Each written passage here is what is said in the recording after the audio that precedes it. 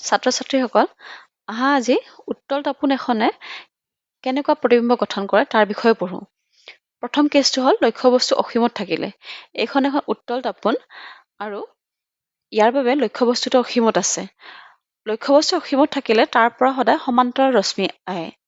এই ৰশ্মিকেইডাল মুখ্যকৰ সমান্তৰালভাৱে আহি দাপোনখনত আপতিত হৈছে।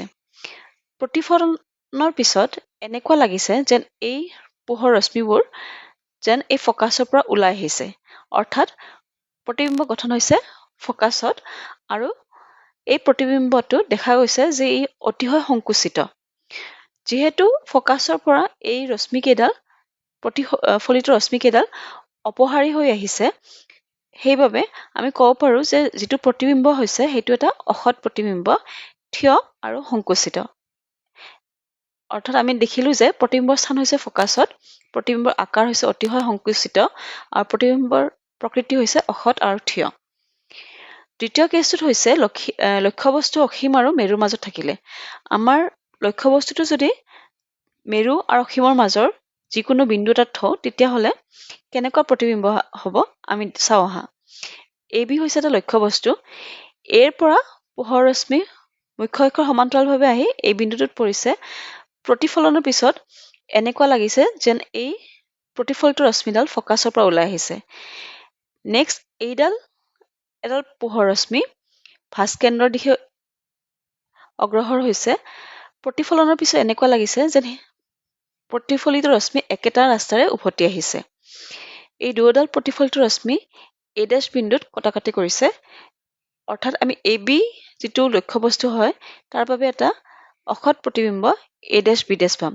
এই প্ৰতিবিম্বটো দেখিয়ে নিশ্চয় বুজিছা যে এইটো থিয় আৰু সংকুচিত আৰু ইয়াৰ গঠন হৈছে মেৰু আৰু ফকাছৰ মাজত।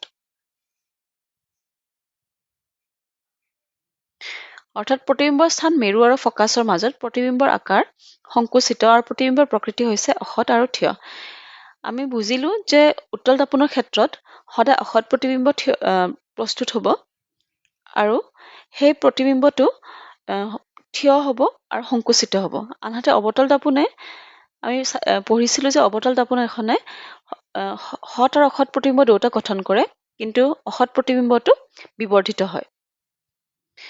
উত্তল দাপোনৰ ব্যৱহাৰ গাড়ীৰ ৰিয়াৰ ভিউ মিৰৰ অৰ্থাৎ পিছলৈ চোৱা দাপোন হিচাপে উত্তল দাপোন ব্যৱহাৰ কৰা হয়। আহা এতিয়া পেজ 168ত থকা প্ৰশ্নাৱলীবোৰ সমাধান কৰোঁ। 1 নম্বৰ প্ৰশ্ন হ'ল অৱতল দাপোনৰ মুখ্য ফকাছৰ সংজ্ঞা দিয়া। এখন অৱতল দাপোন মুখ্য ফকাছটো আমি কেনেকৈ উলিয়াও? মুখ্য অক্ষৰ সমান্তৰালভাৱে অহা যিমানবোৰ ৰশ্মি হয়, ৰশ্মি আপতিত হয় অৱতল দাপোনখনৰ ওপৰত, প্ৰতিফলনৰ পিছত সেইবোৰ মুখ্য অক্ষৰ বিন্দু এটাৰ মাজেৰে পাৰ হয়। এই বিন্দুটোকে আমি মুখ্য ফকাছ বুলি ক'ম।